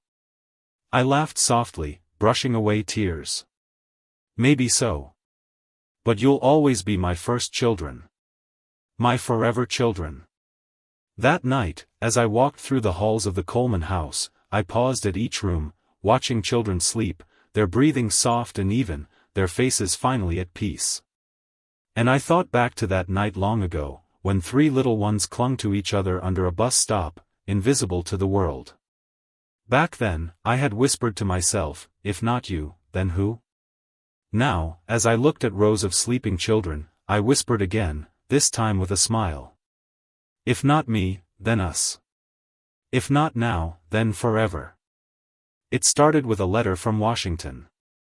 An invitation arrived on heavy paper embossed with the seal of the United States. The Department of Justice and Child Welfare invites Jessica Coleman to be honored with the National Humanitarian Award, in recognition of her extraordinary contribution to the lives of homeless children and her role in exposing systemic injustice. Marcus read it aloud at the dinner table, his voice breaking. Alana gasped, covering her mouth with her hands. David leapt up from his chair. Mom! You're going to Washington, D.C. This is huge. I just sat there, stunned, the letter trembling in my hands. Me, Jessica Coleman, the woman who once scrubbed hotel floors until her knees bled, who had been mocked by neighbors, accused in court, nearly buried alive by injustice, was being summoned to the nation's capital to be celebrated. The event was grander than anything I'd ever known. The hall gleamed with chandeliers, filled with senators, governors, activists, celebrities. Cameras rolled, news anchors whispered, and a choir sang as the ceremony began. I stood backstage, dressed in a simple navy gown borrowed from Alana. Volunteers fussed over my hair and makeup, but inside, I was still the same woman who once boiled potatoes and stretched them for 3 hungry children. When my name was announced, the crowd rose to its feet. Applause thundered as I stepped onto the stage. I saw banners flashing, Jessica Coleman, Mother of Justice. The presenter handed me the Golden Award, his voice booming. This woman reminds us that justice is not built in courtrooms alone, but in kitchens, in shelters, in the hearts of those who choose love over indifference. The crowd roared. Tears blurred my vision. But when I approached the microphone, I hesitated. The words I had rehearsed slipped away. I looked out over the sea of faces, then back to the front row, where Marcus, Alana, and David sat, their eyes shining with pride. And suddenly, I knew. This award, I began, my voice trembling. It doesn't belong to me. It belongs to my children. The ones I took in 25 years ago, who stood by me when the world tried to silence me. They are the reason I am alive today. They are the reason I stand here. Gasps echoed through the hall. I turned, gesturing to them. Marcus, Alana, David, come up here. This is your award. The audience erupted in applause as my children walked onto the stage. Marcus shook his head, whispering, Mom, this is yours. But I pressed the award into their hands. No, my loves. It's ours. Because family isn't built on blood or papers, it's built on love. And it was love that saved me. The crowd rose again, a standing ovation that shook the walls. Cameras flashed as the 3 of them stood beside me, holding the award together. Then I did something that surprised even me. I turned back to the microphone. And one more thing. Tonight, I don't want the spotlight on me. I want it on the children who are still waiting. The ones sleeping under bridges, in shelters, in alleys. They are the ones who deserve to be seen. If you want to honor me, help them. Give to them. Fight for them. That is my award. The applause became thunderous, echoing long after I stepped away. The following morning, newspapers declared. Jessica Coleman refuses award for herself, gives it to children instead. From scorned woman to national mother, Jessica inspires the nation. She chose love over fame. But the article that touched me most came from a small local paper back home. The headline read, Our Jessica. Inside, the story wasn't about the gala or the politicians. It was about the night I first found Marcus, Alana, and David at that bus stop, about the neighbors who mocked me, about the quiet sacrifices no camera had ever captured. It reminded me that true honor was never in the spotlight, it was in the shadows where love first grows. Back at the Coleman house, the children had decorated the lobby with homemade signs, "Welcome home, Mama Jessica." They piled around me, hugging, chattering, tugging at my dress. "Did you see the president?" one boy asked. "Were there celebrities?" another squealed. "Did you eat fancy food?" a little girl giggled. I laughed, pulling them close. "Yes, babies, it was beautiful." "But you know what was more beautiful?" "What?" they chorused. "Coming back here. To you." That night, as I sat with Marcus, Alana, and David around our kitchen table, I held their hands and whispered, "You've given me more than any award ever could. Respect. Family. A legacy of love." Marcus squeezed my hand. "You gave us life, Mom." Alana's eyes glistened. "You showed us what love really means." David grinned. "And now the whole world knows it too." I looked at them, my heart overflowing. "I don't care what they call me out there," I said softly. "Mother of justice. Mother of the city. Hero. All I want is to be your mother. Always." And as we sat together in the quiet warmth of home, I knew this truth. Scorn had been my beginning. Respect had been my vindication. But warmth, love, family, legacy, was my forever. In the months following the national award, invitations poured in like floods. Corporations wanted me as their face for charity campaigns. Politicians wanted me on their stage for photo opportunities. Even entertainment companies offered to buy the rights to my story for films and series. On paper, it all sounded flattering. But in my heart, something felt wrong. One afternoon, a sleek black car pulled up outside the Coleman house. A man in a suit stepped out, polished and confident. He introduced himself as Mr. Harlan, a representative from a large private foundation. "We admire your work, Ms. Coleman," he said smoothly, extending a glossy folder. "Our board is prepared to donate $5 million to expand the Coleman House nationwide." Gasps filled the room. Volunteers, even some of my staff, whispered excitedly. $5 million could build shelters in 10 cities. But when I opened the folder, I saw the catch. Logos of corporations that had long been accused of exploiting poor communities. Fine print demanding branding control. A clause that would place my face on billboards, smiling beside slogans I didn't believe in. I closed the folder slowly. "So your generosity comes with strings." Harlan chuckled, trying to disarm me. "Not strings, Ms. Coleman, partnerships. You've become a symbol. Why not use that influence? Everyone wins." I looked around at the children eating dinner nearby, their laughter echoing through the halls. "Everyone?" I asked softly. "Or just you?" That evening, I gathered Marcus, Alana, and David. I laid the folder on the table. Marcus flipped through it, his brow furrowed. "Legally, this gives them almost complete control. They'd own the image of the Coleman house." Alana shook her head. "It's blood money. If we accept this, we're telling the kids we can be bought." David paced the room, angry. "We don't need them. We built this from love. We'll find another way." I smiled at them, pride swelling in my chest.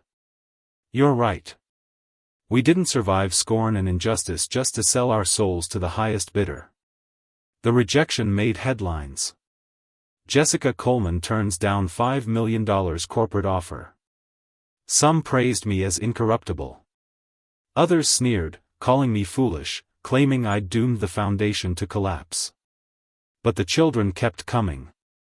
The donations from ordinary people, $5 here, $10 there, continued to pour in. And somehow, it was enough.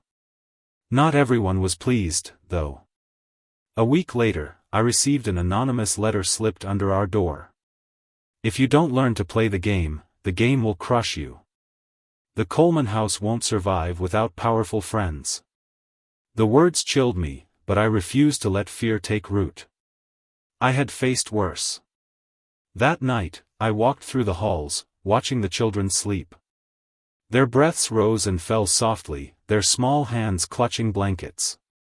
I remembered my own nights lying awake in a cell, wondering if I'd ever see freedom again. And I whispered to the silence, no one will take this from us. Not ever. A few days later, another test came. A senator invited me to speak at a gala.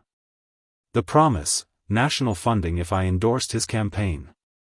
His aide leaned in, voice low. All you need to do is say you support his platform. He'll make sure the Coleman house is untouchable. I smiled politely but shook my head. The Coleman house was built on love, not politics. We serve children, not parties. The aide's smile vanished. You'll regret this. Maybe so. But I had learned long ago, regret only comes from betraying love. That evening, as the children gathered for story time, David whispered, "Mom, you made enemies today." I kissed his forehead. I've had enemies my whole life. But as long as we hold each other, we have nothing to fear. The following week, donations surged unexpectedly. Letters poured in, this time not from corporations or politicians, but from ordinary families. One note read, "We don't have much, but after seeing you stand tall, we wanted to give what we could." Another, "You showed us that dignity is worth more than dollars. Here's $25, may it feed a child tonight." And it did. Every cent, every dollar kept our tables full, our beds warm, our lights on. The Coleman house didn't just survive, it thrived. Not because of power or money, but because of people. One evening, as I tucked Maya into bed, she looked up at me and asked, "Mama Jessica, why don't you let those rich people help us?" I stroked her hair gently. Because, my love, not all help is real. Some help takes more than it gives. And what we have here, our love, our truth, is worth more than any check. Her small hand squeezed mine. Then I'm glad you're our mama. You always tell the truth. Tears pricked my eyes. Out of the mouths of children came the wisdom of angels. In time, the threats quieted, the politicians moved on, and the corporations found other faces to sell their brands. But the Coleman house remained, pure, unbought, unbroken. And me? I remained what I had always been. Not a symbol. Not a brand. Just a mother.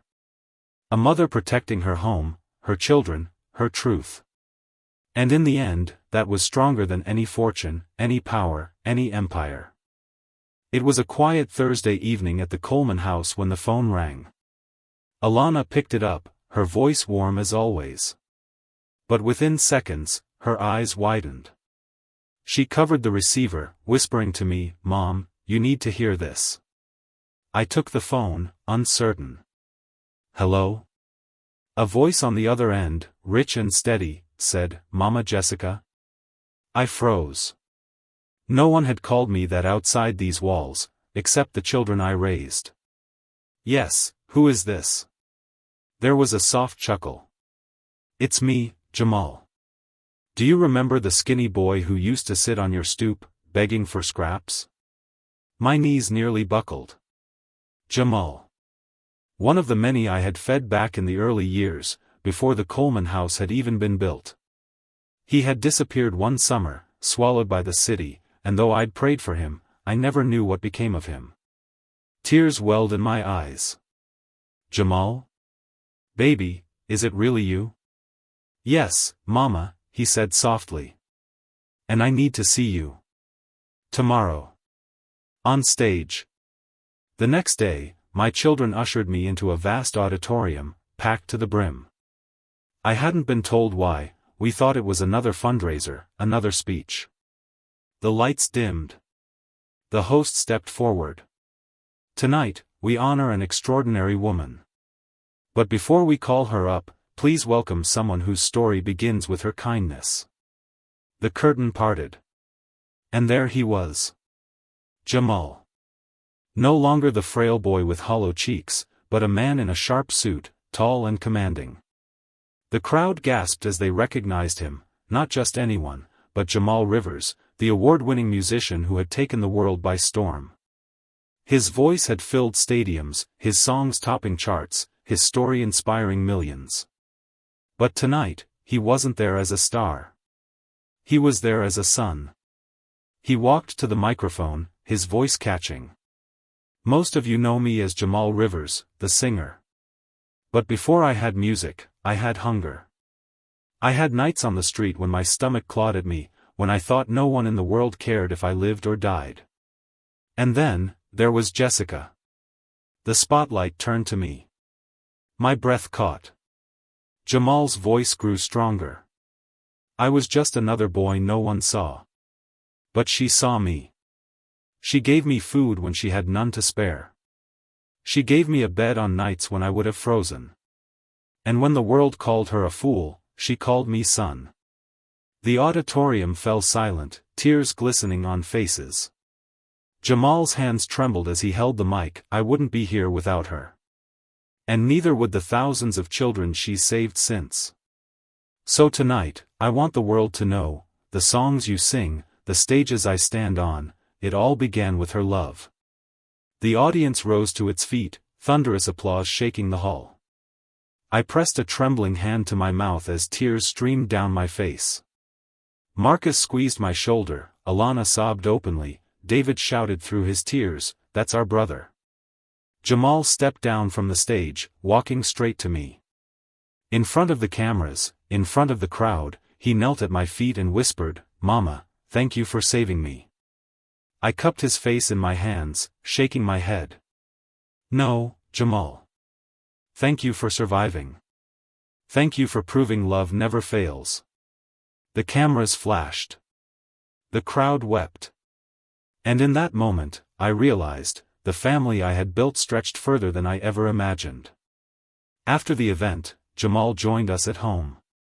He sat at the same kitchen table where I had once rationed bread and soup, laughing with my children like he had never left.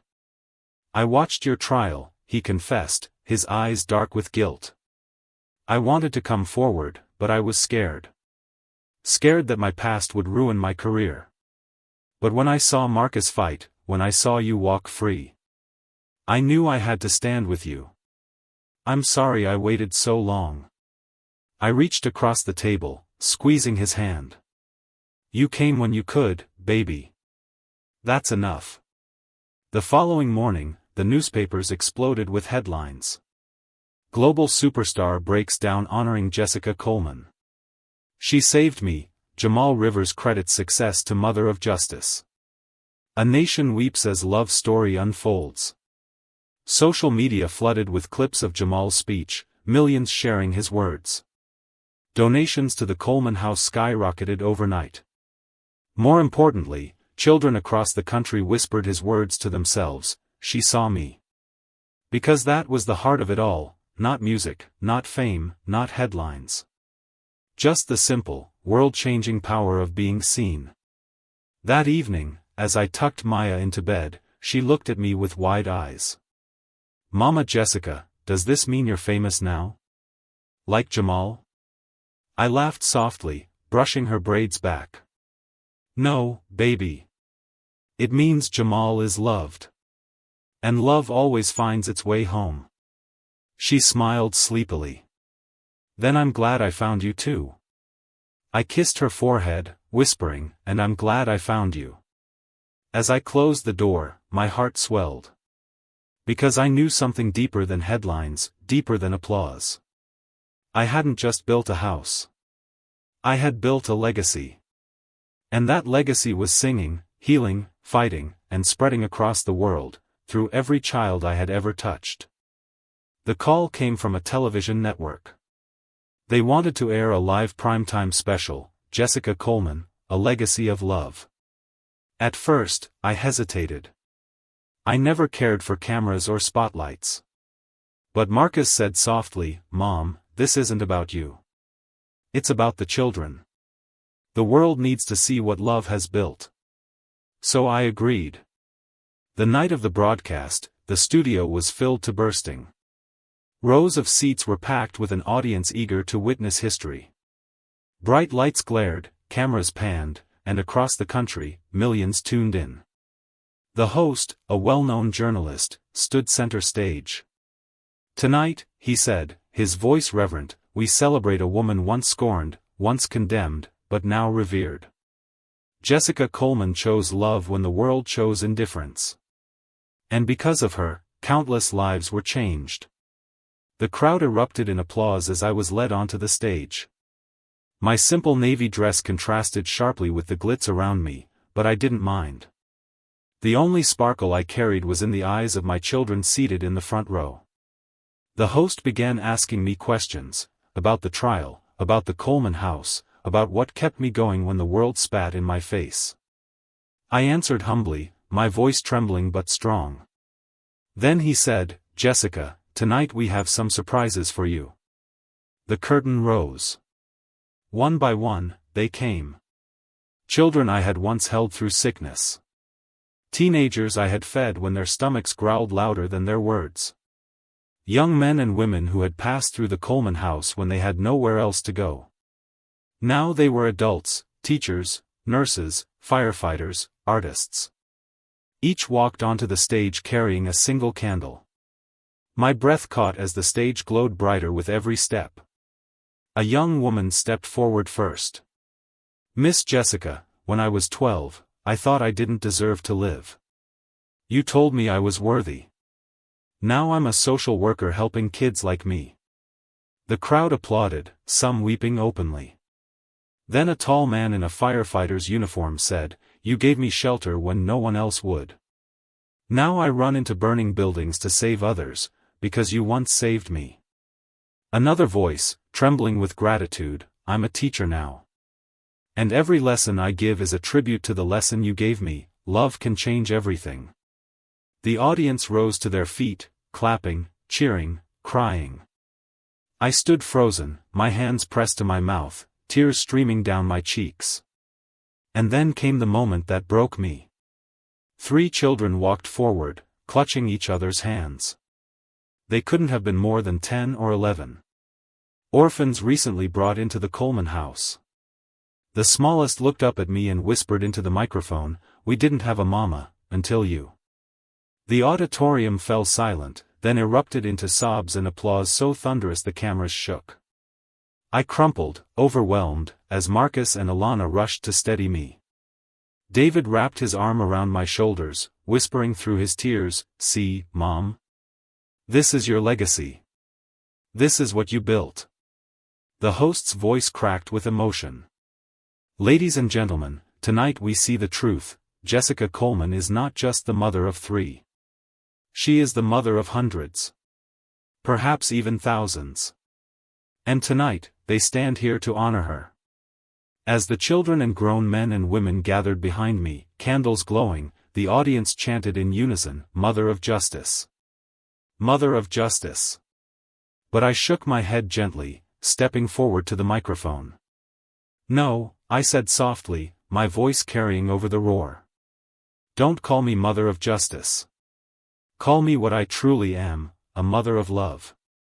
Because justice without love is cold. But love, real love, creates justice." The entire studio rose in a standing ovation, tears streaming, cheers shaking the rafters. Later that night, as the cameras turned off and the lights dimmed, I sat quietly with Marcus, Alana, and David. My hands still trembled, my heart too full for words. David whispered, "The whole nation saw tonight, Mom. They'll never forget you." I smiled softly. "Then I pray they don't remember me at all. I pray they remember the children. Because they are the future. They are the story." And as I looked around the studio at the faces of all the lives I had once touched, no longer children, but grown, thriving, radiant, I realized something I had never dared believe. My love had not just survived scorn, trial, and injustice. It had multiplied. And tonight, the whole world had witnessed it. The letter arrived on crisp white stationery, embossed with the seal of the United States. Marcus was the first to see it in the mailbox. He held it carefully, his eyes wide, before handing it to me at the kitchen table. "Mom," he whispered, "it's from the White House." My heart skipped. I opened it slowly, my hands trembling. "Dear Ms. Coleman. It would be our great honor to welcome you to the White House. The President wishes to personally recognize your extraordinary contribution to justice and child welfare. We invite you as the guest of honor at a national summit on poverty and family reform. Sincerely, the Office of the President." The room went silent. David broke it first, practically shouting, "Mom, the White House. Do you understand what this means? You'll stand in front of the entire nation. You could change policy, inspire leaders." Alana's eyes glistened. "This is history, Mom. You deserve this more than anyone." Marcus said nothing, just studied my face with quiet intensity. He knew me best. He knew the tug-of-war already stirring in my chest. That night, I sat awake in my small bedroom above the Coleman house. The city hummed outside, the faint laughter of children drifting through the halls. I stared at the letter on my nightstand. The White House. The pinnacle of respect, the highest honor. For years, I had been mocked, dismissed, condemned. And now, the President himself wanted to shake my hand. But as I listened to the children breathing in the rooms below, I whispered to myself, what is glory worth, if it takes me away from them? The following week, the press got wind of the invitation. Headlines exploded. Mother of Justice headed to the White House. Jessica Coleman to meet the President. From wrongfully accused to national hero. Reporters camped outside the Coleman house, desperate for a statement. Microphones thrust into my face, questions fired. Will you be attending? What message will you bring to the President? Do you see yourself entering politics? I answered gently, I am honored. But my message is simple, love is the foundation of justice. And I don't need a podium to say it. The children, however, had their own opinions. One evening, little Maya tugged my sleeve. Mama Jessica, will you leave us to go live in the big White House? My heart broke. I knelt, taking her tiny hands. No, baby. My house is here, with you. The White House is grand, but my home is wherever you are. Her smile bloomed, and I knew my choice was already made. When the day came for my response, Marcus, Alana, and David sat with me at the table. I know what you all want, I began softly. And I am honored beyond words. But if I go, I want it to be for the children, not for my name. Alana nodded slowly. Then make that your condition, Mom. Don't go for the award, go for them. For the cause. David grinned. Yeah. Tell the President if he wants to honor you, he has to honor these kids too. Marcus leaned back, a proud smile tugging at his lips. That's exactly what you've always done. You don't take glory. You turn it into love. So I wrote my reply. Mr. President. I am humbled by your invitation. I will attend, but only under one condition, that my children, both those I raised and those who call the Coleman house home, are recognized with me. For my story is not my own. It is theirs. Sincerely. Jessica Coleman. Weeks later, I stood in the East Room of the White House, sunlight streaming through towering windows. The President shook my hand warmly, but I wasn't alone. Beside me stood Marcus, Alana, David, and 6 children from the Coleman house, their eyes wide with wonder. As cameras flashed, the President said, "Today we honor not just Jessica Coleman, but the legacy of love she represents. Let this be a reminder that justice begins not with laws, but with compassion." Applause thundered. Tears streamed down faces. But as I looked at the children clutching my hands, I whispered, "This is your moment. Always." That night, as we returned to the Coleman house, the children greeted us with cheers, waving handmade signs, "Welcome home, Mama Jessica." I laughed, pulling them into my arms. Yes, I had stood in the White House. Yes, I had shaken the president's hand. But the greatest honor was right here, soup simmering on the stove, children safe in their beds, love filling every corner. Because the truth was simple. I didn't need the White House. I already had a home. And in that home, love would always be the law. Years had passed since the trial that nearly ended my life. Seasons changed, children came and went through the doors of the Coleman house, each leaving with a piece of my heart. Some grew into doctors, teachers, artists. Others became mothers and fathers themselves. And some just learned, for the first time, that they were loved. Now my hair was silver, my steps slower, but every morning I still walked the halls. Children still ran to hug me, their laughter echoing down corridors once filled with silence. Volunteers still called me Mama Jessica. I had lived long enough to see the arc of my story bend. From scorn to shock to awe to respect and finally, to warmth. One autumn evening, I sat on the porch of the Coleman house, watching the sun sink behind the city skyline. Marcus sat beside me, now a respected lawyer with his own firm. Alana was home from the hospital, her scrubs tucked neatly into her bag. David had just finished organizing a community rally, his voice still hoarse from shouting. They had grown into the people I always knew they could be. And as we sat together, I realized my greatest trial had never been in a courtroom. It had been here, in life. "Mom," Marcus said softly, "have you ever thought about writing it all down? The whole story? So future generations know." I smiled faintly. "My story isn't about me, baby. It's about love. And love writes itself in every life it touches." Alana leaned against my shoulder. "Still, people need to hear it. They need to know how love carried us." David grinned. "We'll call it Love is Justice." That winter, the network aired a follow-up special. But this time, it wasn't about my trial or my name. It was about the children, dozens of them, now grown, telling their stories. One woman said, "Miss Jessica fed me when no one else would. Now I run a food pantry in her honor." A man added, "She told me I was worthy when I thought I was trash. Today I counsel teens struggling like I once did." Clip after clip rolled, each testimony weaving into a tapestry of love. And at the end, the camera returned to me. My voice, aged but steady, carried across the nation. I want the world to remember one thing: love is not weakness. Love is strength. Love is justice. And justice, without love, is just another kind of prison. But when love leads, freedom follows.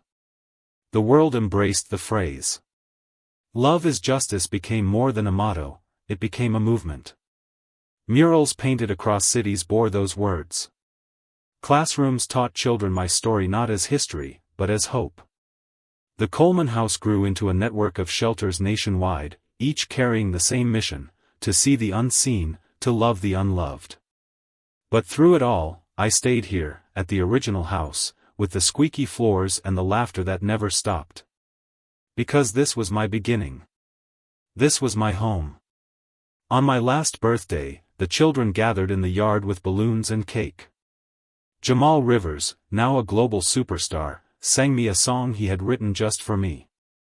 Maya, the little girl who once asked if she could call me Mama, stood tall, now a young woman studying law under Marcus's guidance.